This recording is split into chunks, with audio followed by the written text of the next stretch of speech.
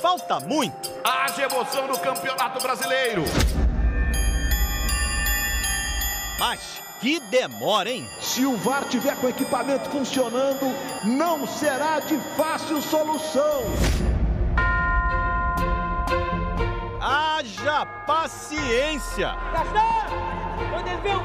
O VAR não estava funcionando, professor. Deu ruim no sistema que monitora a marcação de impedimentos. Como fala que numa reta final do campeonato as linhas não estão calibradas? Para mim, isso é inadmissível. Faltam 2 rodadas para o fim do Brasileirão. E o Vasco se complicou ainda mais na luta contra o rebaixamento. Perdeu para o Inter, que disputa o título com o Flamengo. O Inter faz aqui, o Flamengo faz lá. É uma tensão tamanha que o campeonato segue o fluxo. No Maracanã, o VAR funcionou para explodir a nação rubro-negra em todo o Brasil.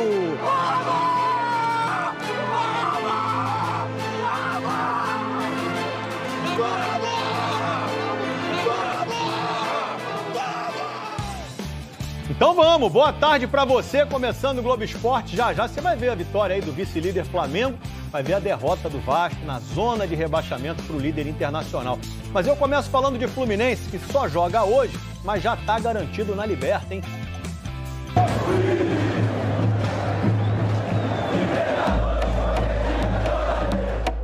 Pode comemorar, torcedor do Fluminense, porque esse dia tá chegando. A derrota do Corinthians para o Flamengo garantiu o time na pré-Libertadores de 2021. O caminho da Libertadores eu acho que é isso que a gente está mostrando no Brasileiro nesses últimos jogos aí. A gente vê a dedicação, a raça, o empenho de todos dentro de campo. A última participação foi lá em 2013. 8 anos depois, o time está de volta à maior competição do continente. O primeiro objetivo do Fluminense na temporada foi atingido. Agora a equipe quer dar o próximo passo, se garantir direto na fase de grupos da Libertadores. E para isso, tem que terminar o Brasileiro entre os 4 primeiros. O time é o atual 5º colocado na tabela e está a 5 pontos do Atlético Mineiro e do São Paulo. A questão é que a gente fica com um tempo muito curto para poder se preparar para a pré, né? Tá logo ali. E depois de uma temporada dessa desgastante, fisicamente, mentalmente, com essa pandemia, você tem um curto prazo. O futebol às vezes nos coloca nessa situação e nós temos que estar sempre preparados. Hoje à noite, contra o Ceará, lá em Fortaleza, o time tem a chance de diminuir a diferença para o G4 para apenas 2 pontos. O técnico Marcão vai fazer mudanças na equipe titular.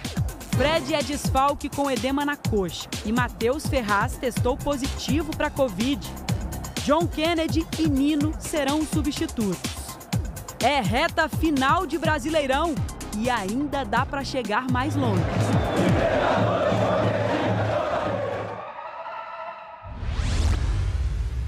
Olá, uma boa tarde a todos. O Botafogo espera definir até o fim desta semana o nome do novo técnico para a próxima temporada na Série B.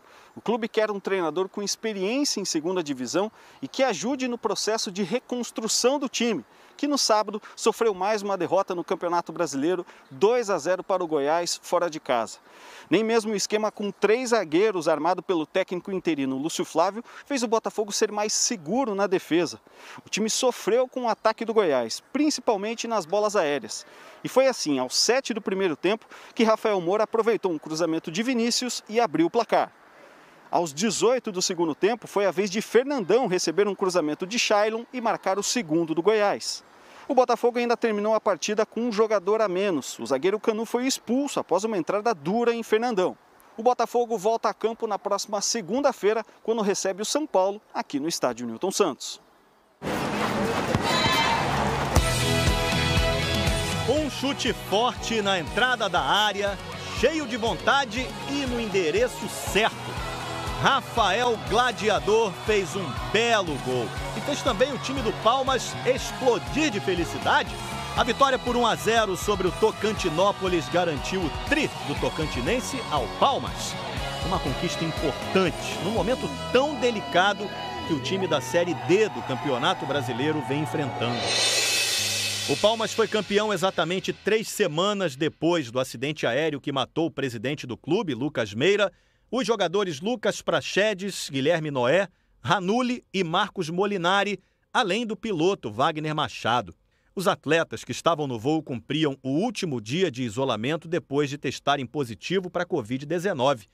Eles iriam para Goiânia, onde se juntariam ao restante do elenco para o jogo contra o Vila Nova, nas oitavas de final da Copa Verde. E não tem um dia que eu não penso neles, não tem um dia que eu não penso nas famílias deles. É uma reconstrução e eu sonho com a conquista do campeonato, porque eu sei que é uma maneira de confortá-los também, né? Porque eles trabalharam conosco aqui. Essa entrevista do técnico Wilson Gotardo foi logo depois do jogo de ida contra o Tocantinópolis, que terminou empatado em 3-3.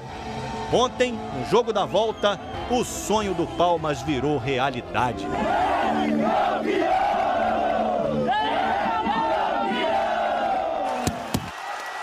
Um começo bem diferente do final.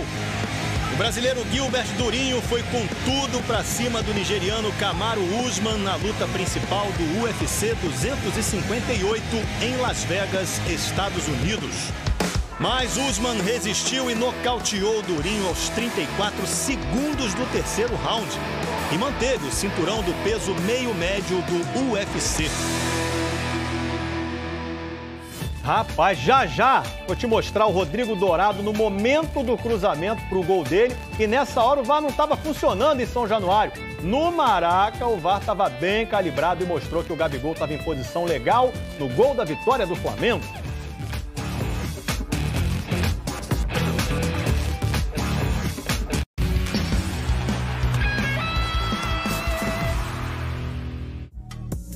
O Vasco perdeu para o líder internacional, se complicou ainda mais na zona de rebaixamento. Agora, quem roubou a cena em São Januário foi o VAR.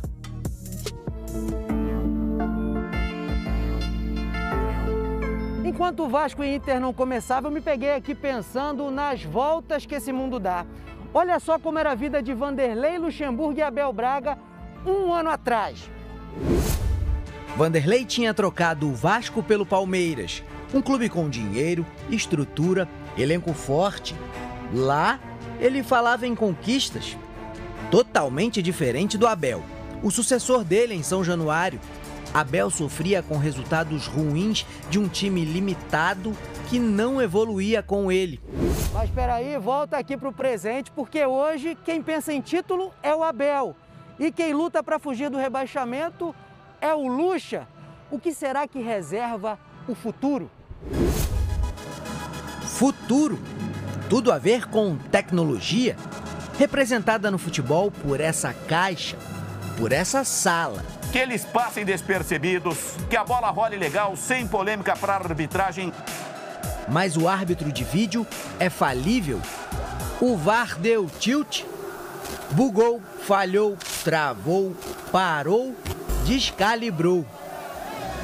O líder estava conectado desde o comecinho. Tão cedo que aos 9 minutos já tínhamos o lance do jogo. Moisés levantou o toque pro gol! Dourado! Segue o Inter!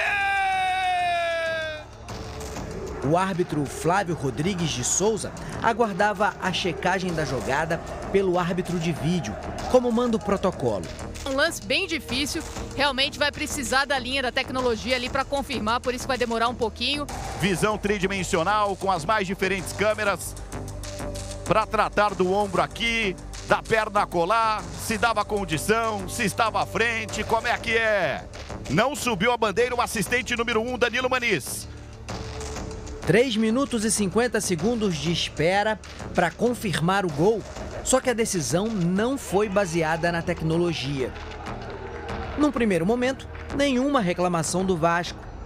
Jogo sob o controle do Inter, até que o repórter Edson Viana deu essa informação. A linha do VAR, aquela que é colocada virtualmente para ver o impedimento na hora do gol do Internacional, ela estava descalibrada. Então valeu a decisão de campo para validar o gol do Internacional. Eu falo com o juiz, ele falou que eles não estavam conseguindo fazer a linha lá em cima no VAR, por isso que demorou um pouco. Mas eu estava com a condição legal e o gol foi bonito. Vanderlei Luxemburgo e o diretor de futebol do Vasco, Alexandre Pássaro, cercaram o trio de arbitragem na saída para o intervalo. Praticamente todo o time fez o mesmo antes de o jogo recomeçar.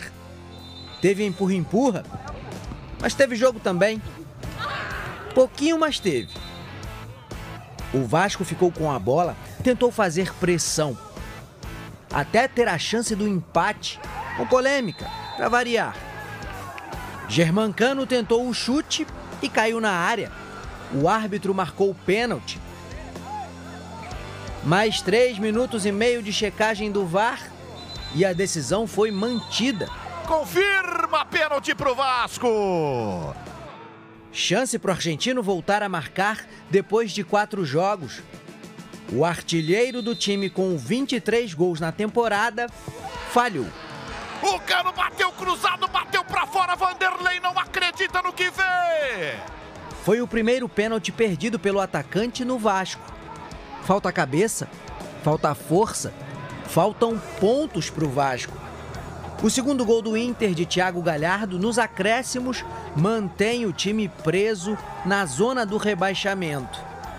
Preso também as queixas, entre elas a retirada de uma câmera da TV do clube que fica na lateral do campo. E foi pedido pelo pessoal do VAR para que essa câmera fosse retirada dali, sob o argumento de que essa câmera poderia captar alguma imagem que pudesse depois desmentir o VAR. Se o VAR não estava funcionando, se a linha não estava calibrada, paralisasse a partida até que isso pudesse ser checado. O nosso departamento jurídico vai entrar com um pedido de anulação da partida no STJD. Eu estou reclamando é que o primeiro gol desestabilizou a minha equipe emocionalmente. No intervalo do jogo, os jogadores estavam totalmente desestabilizados.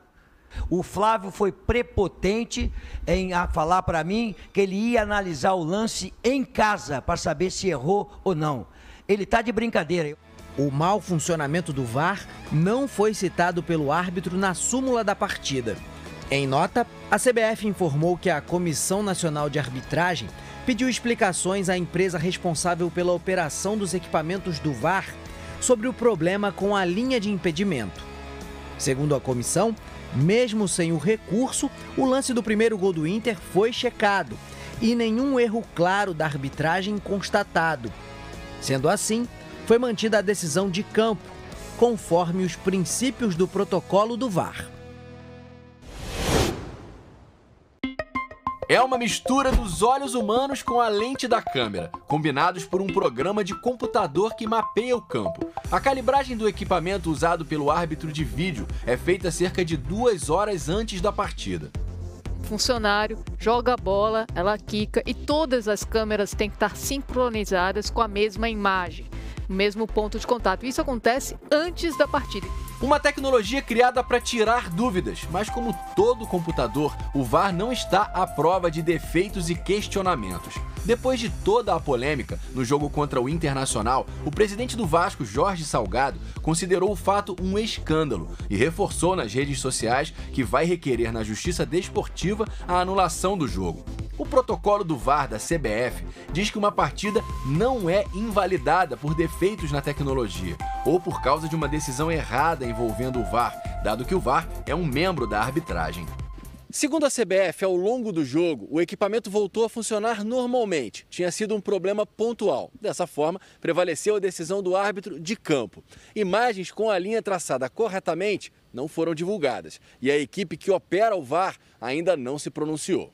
Eles poderiam depois traçar. Agora, se tivessem pedido, eles não poderiam voltar atrás na decisão da arbitragem. A 2 rodadas do fim do Brasileirão, todo mundo vai estar de olho nos olhos do VAR.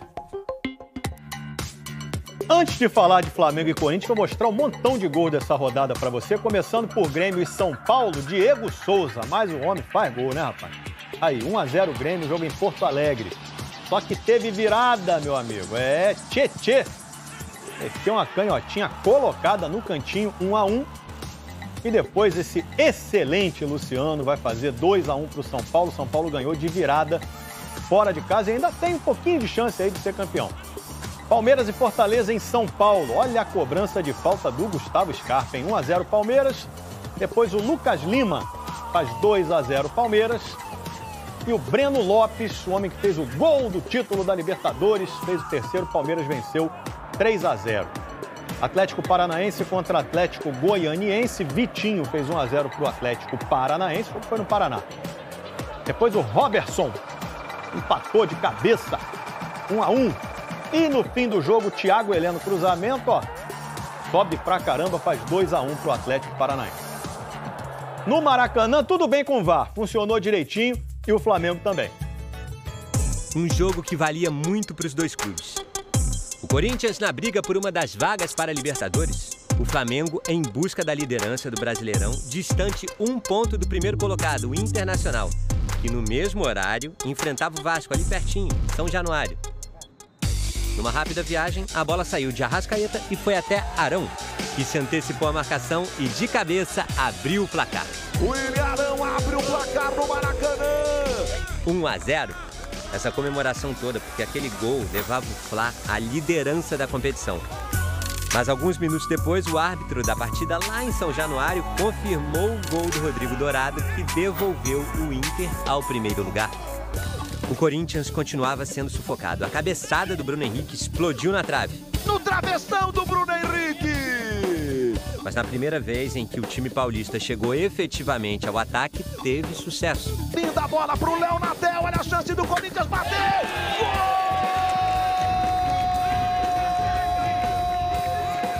Perdi o cara, o Léo, se não estiver enganado, né?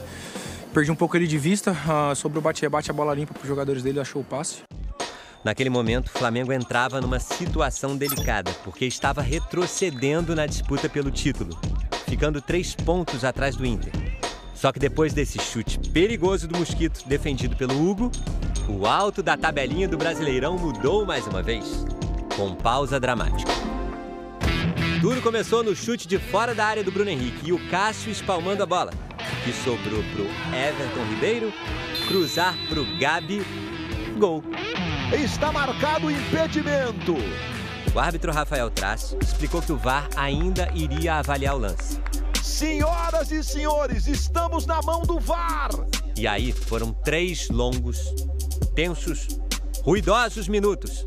Foi? Perguntou Gabriel. Aquela conversa de jogador que só atrapalha o árbitro na hora de escutar o veredito da jogada. Gabriel rezando, árbitro tenso, Gabriel rezando. Árbitro ouvindo vozes, fazendo sinal do VAR e confirmando o gol do Flamengo. Gabi, Gabi, Gabi, Gabi! Gabigol é o nome da emoção! No momento do passe, posição legal para o Gabigol. Comemoração com a cabeça do Rogério quase sendo arrancada pelo Gabriel, que vibrou intensamente. Era jogo especial para o atacante, o 100º com a camisa rubro-negra, colando novamente o Mengão no líder Inter, separados por um único pontinho de diferença. O Gabigol ainda conseguiu finalizar perigosamente antes de sair de campo machucado. O atacante torceu levemente o joelho. E torcer, no outro sentido da palavra, foi o que os jogadores do Fla fizeram quando veio a notícia de que o Vasco tinha um pênalti a favor em São Januário. Os reservas deram um tempinho no aquecimento e foram até um monitor mais próximo para ver o Germancano chutar para fora. Bateu para fora!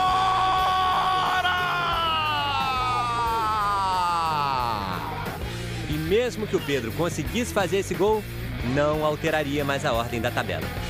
O Colorado terminou na liderança. No próximo domingo, Flamengo e Internacional vão se encontrar neste mesmo estádio numa partida que pode definir o campeão brasileiro. E o Mengão vai ter que trabalhar para o título ser conquistado longe do Maracanã. Porque na rodada que vem, só o Inter tem chances de ser campeão no Maraca. Um empate ou vitória do Flamengo adiam a decisão para a última rodada do Brasileirão. Haja coração. Passo a passo, né? Nós temos que canalizar toda a nossa energia agora, né, para o Inter, toda a concentração, e eu tenho certeza que vai dar tudo certo. Aí a charge do Mário Alberto, gente. Domingo tem Flamengo Internacional. Se o Inter ganhar, conquista o título. Se o Flamengo ganhar, assume a liderança e fica tudo para a última rodada. E o São Paulo tá ali com um jogo a menos. Ainda tem chance pequena, mas tem de título. Segura a ansiedade aí, mano. Pode subir as letrinhas. Tchau.